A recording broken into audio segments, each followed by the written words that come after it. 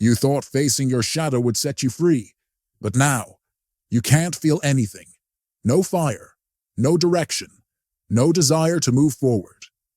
You wake up each morning and the things that used to drive you, the goals, the ambitions, the endless pursuit of more, feel like someone else's dreams, like you're looking at a life that belongs to a stranger. You're not lazy, you're not broken, you're not even depressed. You've just lost the mask that called itself your purpose. And what's underneath feels like nothing at all. But what if this nothingness isn't emptiness? What if it's spaciousness? What if losing your motivation isn't the end of your story, but the beginning of your real one?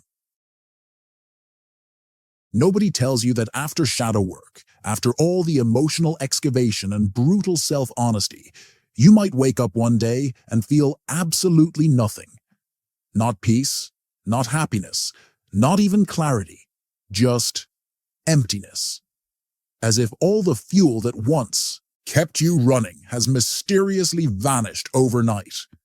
The productivity obsession that used to get you out of bed, gone. The people-pleasing that made you say yes to everything, exhausting. The constant striving for validation that shaped every decision. It feels hollow now, like applauding an empty theater. You scroll through social media and watch others celebrating their wins, their hustles, their breakthrough moments, and you feel disconnected. Not jealous. You're past that. Not inspired. That engine seems broken. Just distant. Like you're watching life through thick glass, wondering how everyone else still has access to that drive you can no longer locate within yourself. Your friends notice. You seem different, they say. Less intense. And they're right. The edge that used to define you, that relentless pursuit that others admired and sometimes feared, has simply evaporated. But Carl Jung warned us about this moment. He called it the necessary death that precedes rebirth. In his own words, the privilege of a lifetime is being who you are, but before you can be who you are, you have to stop being who you're not. The collapse of the persona, that carefully constructed identity you've been wearing like armor, doesn't happen with dramatic fanfare. It doesn't come with trumpet blasts or spiritual epiphanies. It happens in silence, in the stillness after the storm, in the eerie calm where the fire used to burn. You didn't fail the healing process. You didn't do something wrong. You didn't take a wrong turn somewhere along the way. You're simply standing in the sacred void between who you were and who you're becoming. And this void, uncomfortable as it is exactly where transformation happens. There's a strange grief in losing your old self. Not because it was perfect or even healthy, but because it was familiar, predictable. It knew how to navigate the world, even if that navigation was built on fear and performance, and the exhausting need to prove your worthiness with every breath. Let me tell you about Sarah. She's 29, works in marketing for a mid-sized tech company in Austin, and for years she was the friend everyone called when they needed someone reliable. She was the colleague who stayed late without being asked, the daughter who never disappointed her parents, the girlfriend who anticipated every need before it was expressed.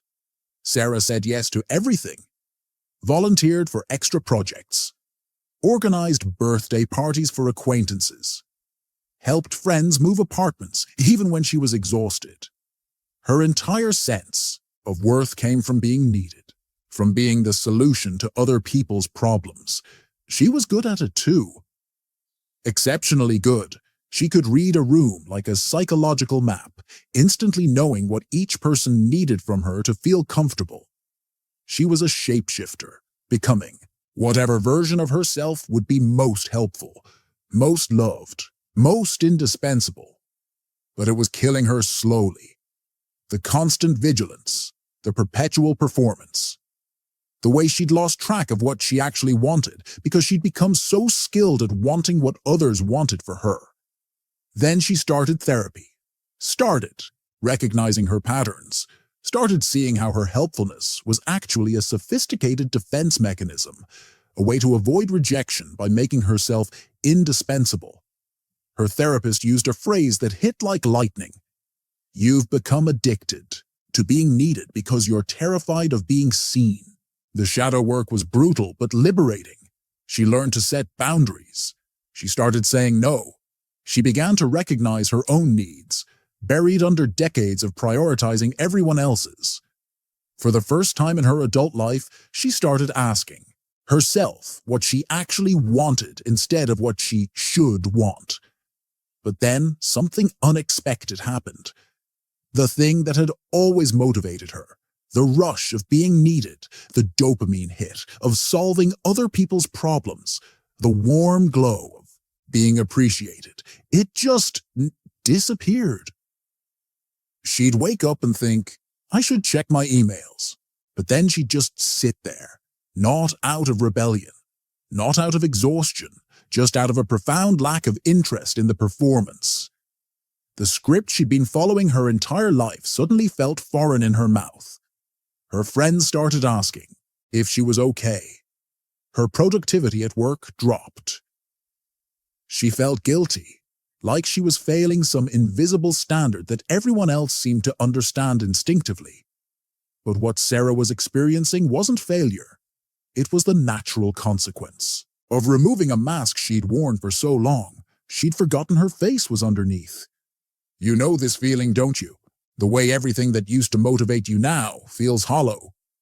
You used to chase validation because it felt like survival. Now even praise feels empty because you can see through the game. You understand now that the applause was never for you. It was for your performance. You used to perform for love because you believed, somewhere deep in your unconscious, that your authentic self wasn't lovable enough. Now, performance itself feels like betraying something sacred within you. What once gave you a sense of identity, the hustle, the ambition, the roles you played so perfectly, now feels like wearing someone else's skin. Uncomfortable, foreign, wrong in a way you can't articulate but can feel in your bones. And so, you pause. You feel guilty for not wanting to push through like you used to. You think something must be fundamentally wrong with you. Everyone else seems to have their act together while you're sitting in this strange numbness, wondering where your drive went, wondering if you'll ever feel excited about anything again. But here's what's really happening. The engine you've depended on your entire adult life was never truly yours. It was built by fear, by survival, by the shadow belief that you weren't enough as you are, that your value was conditional on your output, that love had to be earned through achievement and service, and the careful curation of an acceptable self. Pause here for a moment. Take a breath. Feel into your body. Is this what you've been carrying all along? This sense that your worth was always conditional on your performance, your output, your ability to meet other people's expectations. The person you're grieving, that driven, goal-oriented, endlessly productive version of yourself, wasn't your authentic self. It was your survival self, and survival selves are exhausting to maintain because they're built on the shaky foundation of external validation, which means you're only as secure as your last accomplishment, only as loved as your most recent success. Now that foundation has cracked, and without it, you're left with something you've rarely allowed yourself to experience. Just being you, without the performance, without the hustle, without the need to prove your worthiness through accomplishment. It's terrifying, because who are you without your achievements? Who are you without your roles? Who are you when you're not trying to be anything at all? And yet, it's exactly where you need to be. This numbness you're feeling isn't apathy. It's not depression, though it might masquerade as such. It's not spiritual bypassing or psychological regression or any of the other labels we use to pathologize what is actually a natural part of psychological development. It's a sacred dismantling. Jung understood this phase intimately, both intellectually and experientially. He went through his own dark night of the soul, his own confrontation with what he called the most difficult experiment of my life, the process of individuation. He called it the beginning of becoming psychologically whole, the integration of conscious and unconscious minds. But Jung also understood that individuation doesn't begin with a flash of insight or a moment of enlightenment. It doesn't start with finding yourself. It starts with losing yourself. Specifically, losing the self you thought you were. Individuation begins with the ego, finally stopping its exhausting performance of being the whole truth. When you've done enough shadow work, when you've looked at your patterns and defense mechanisms with honest eyes, when you've seen how much of your life has been shaped by unconscious fears and unexamined beliefs, something profound shifts. The ego realizes it's not in charge anymore. And without the ego's constant commentary, without its endless need to improve and achieve and become, there's just you. Not the you that gets promoted, not the you that makes everyone proud, not the you that has it all figured out, just the soft, disoriented, beautifully human you that's never had a chance to speak, above the noise of performance. And this, you doesn't scream for attention. It whispers. It speaks in the language of intuition rather than logic, of feeling rather than thinking, of being rather than doing. It communicates through the body, through dreams, through those moments of inexplicable knowing that arrive without explanation. But our culture has trained us to listen for the screams. We're addicted to the adrenaline of urgency, the dopamine of achievement, the external validation that tells us we matter.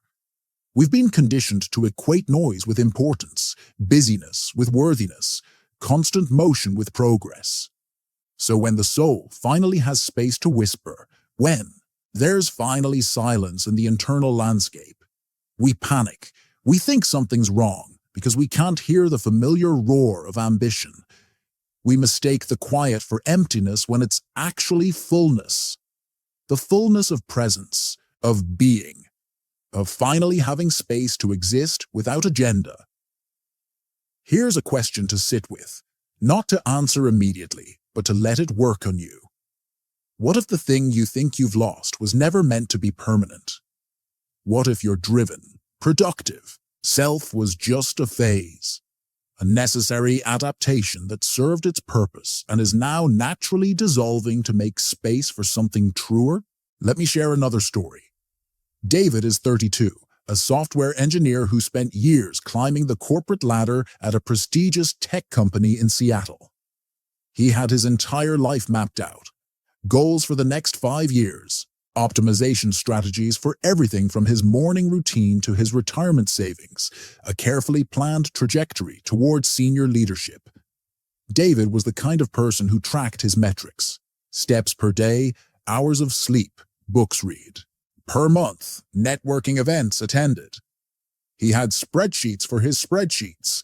His apartment was a shrine to productivity: standing desk, blue light blockers, a collection of self-improvement books that he'd not just read, but annotated. He was successful by every external measure, rising quickly in his field, earning more each year, building the kind of resume that impressed people at parties. Then his father died unexpectedly.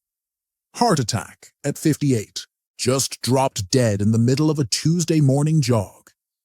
And something in David broke open. Not in a dramatic way. He didn't have a breakdown, or quit his job in a blaze of glory, or throw his laptop off a cliff. But something fundamental shifted.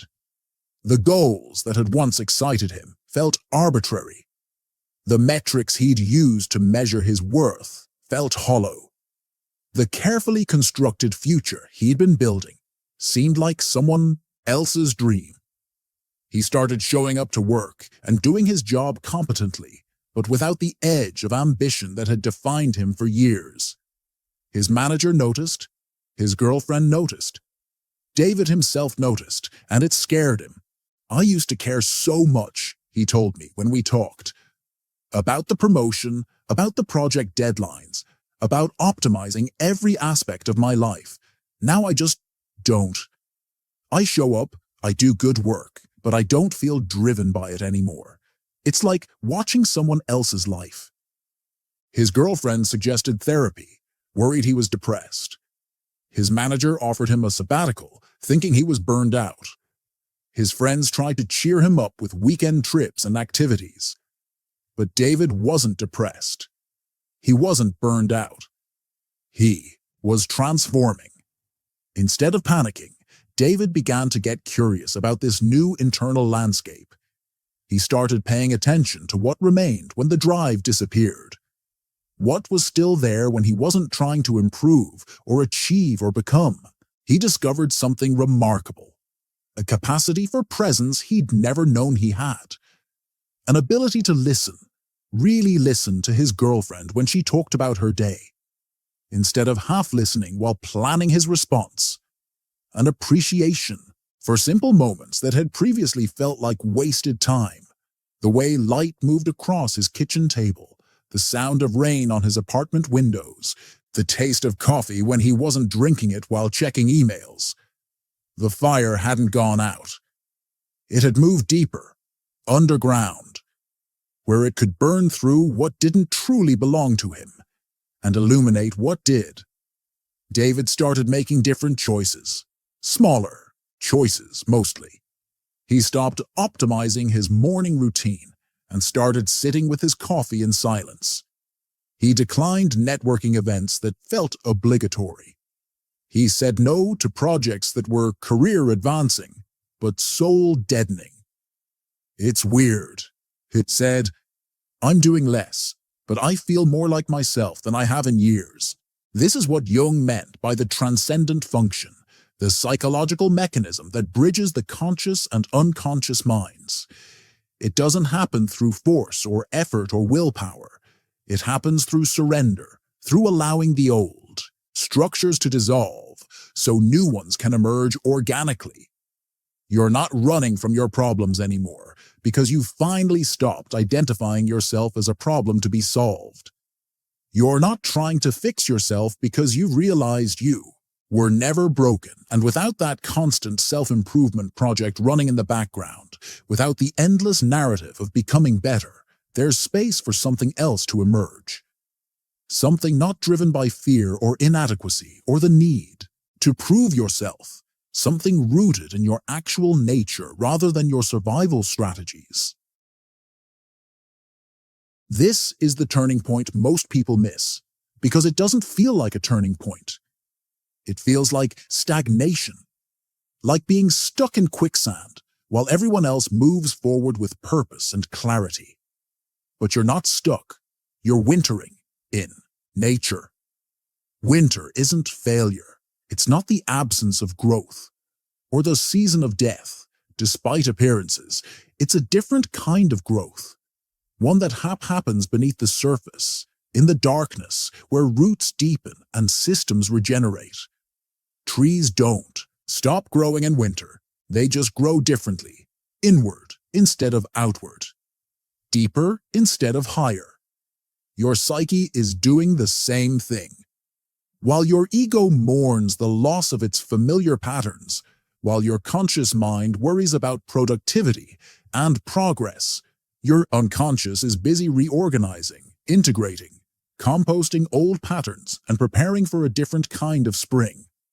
But our productivity-obsessed culture has no language for this phase.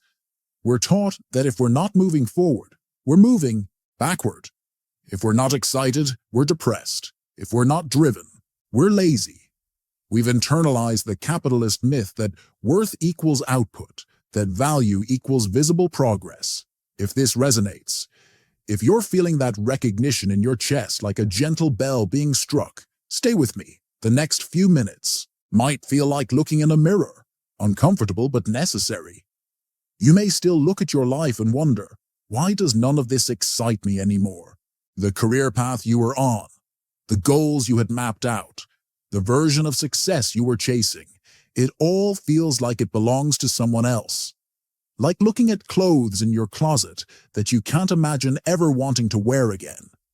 Because it does belong to someone else. It belongs to the person you had to become, to survive, to be loved, to be accepted, to be enough in a world that profits from your sense of not enoughness. But you're no longer that person. You're no longer trying to impress a world that never saw your fullness anyway. You're no longer performing for an audience that was never really watching the real you. You're not here to perform. You're here to integrate. What you're feeling is not a lack of purpose. It's a rejection of false purpose. The shadow work didn't strip you of meaning. It stripped you of illusion.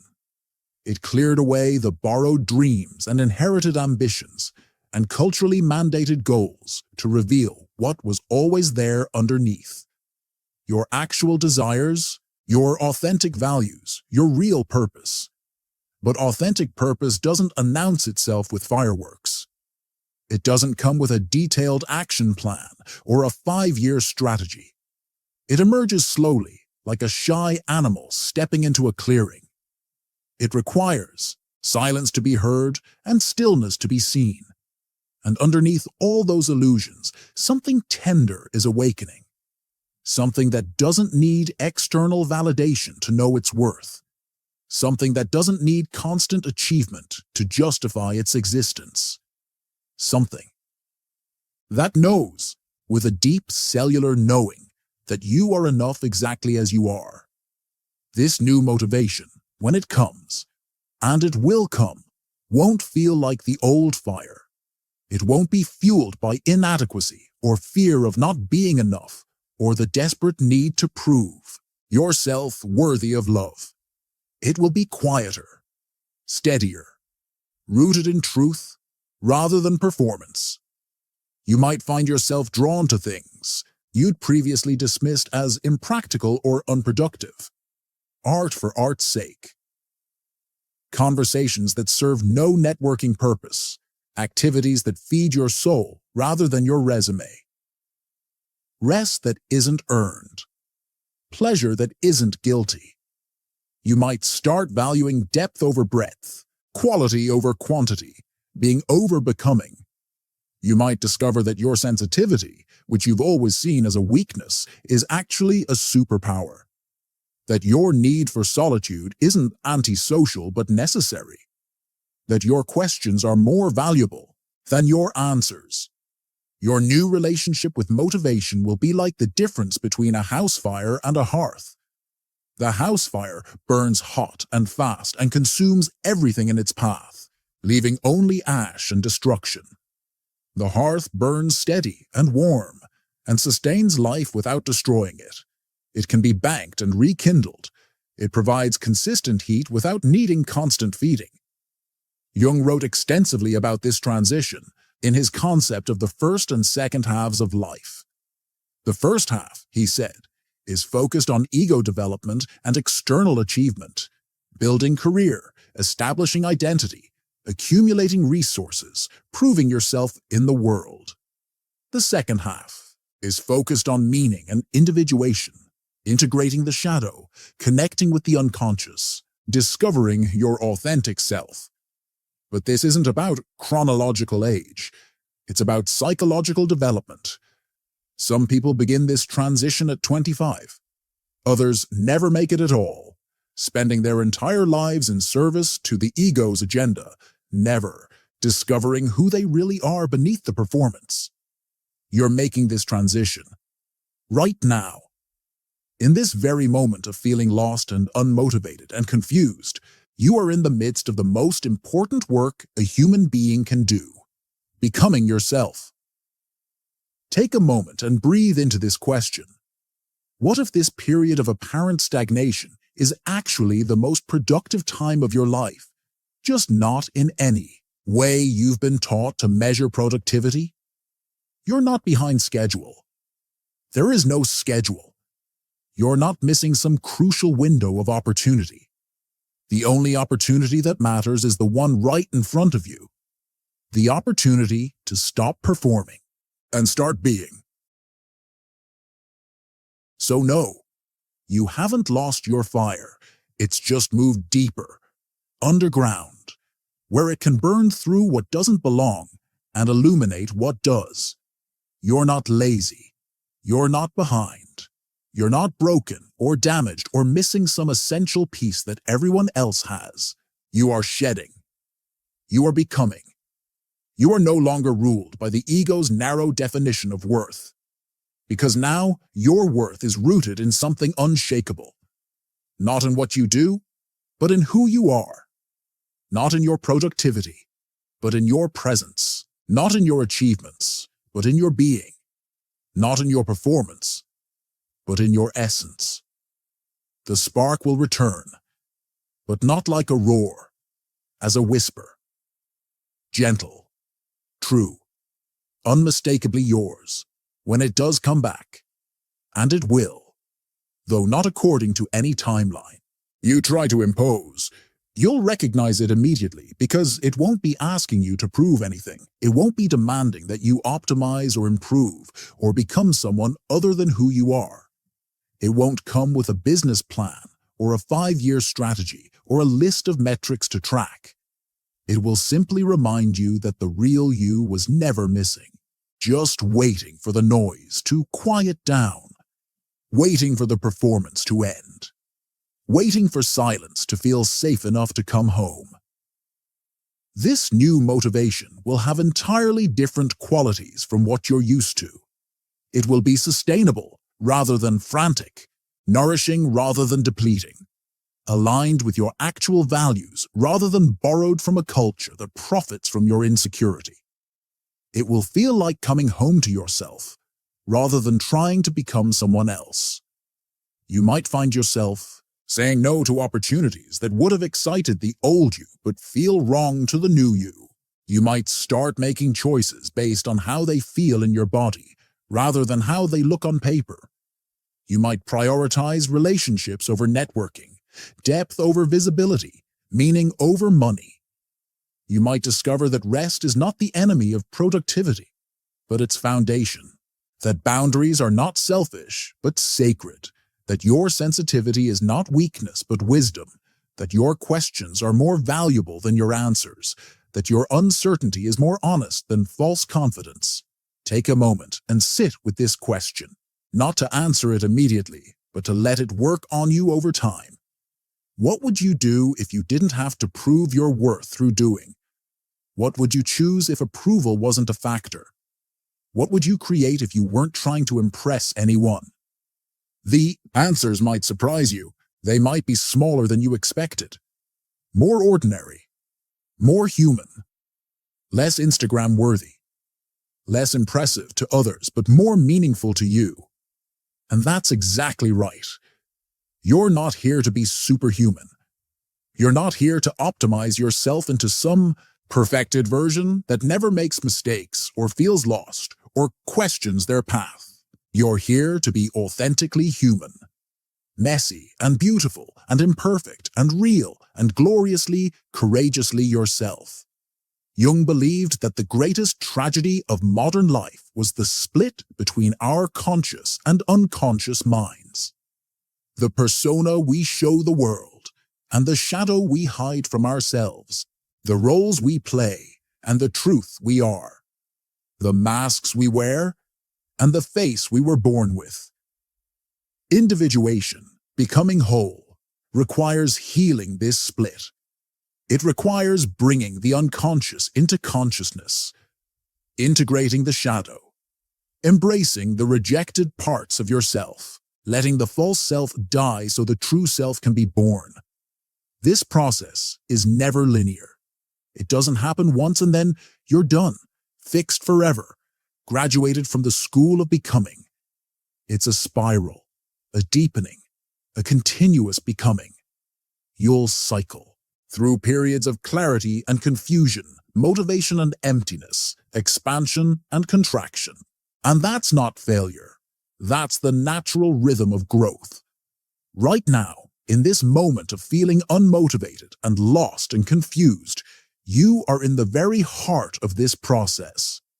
You are doing the most important work a human being can do, becoming yourself. Not the self your family wanted you to be, not the self your culture demanded, not the self your fears created, or your traumas shaped, or your survival strategies constructed. Your actual self. The one that was there before you learned to perform. The one that will be there after all the masks fall away. The one that doesn't need to become anything, because it already is everything it needs to be. This self doesn't need motivation, because it is motivation. It doesn't need purpose, because it is purpose. It doesn't need to prove its worth, because its worth is intrinsic, unchangeable, already whole. Trust this process. Trust this emptiness. Trust this strange, sacred space between who you were and who you're becoming. Because on the other side of this winter is not just spring, but a completely different way of being alive. One that doesn't require you to exhaust yourself proving your worth. One that doesn't demand you perform for love or achieve for acceptance or optimize for approval.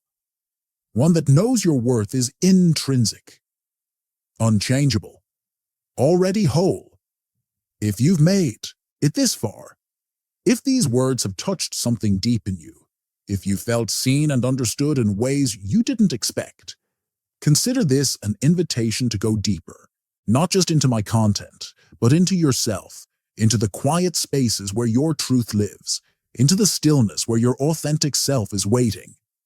Like this video, if it resonated with something in you. Subscribe if you want more content about the courage to be real, about authentic psychology, about the messy, beautiful process of becoming human. But more importantly, take what served you here and carry it into your life. Share this with someone who might need to hear it.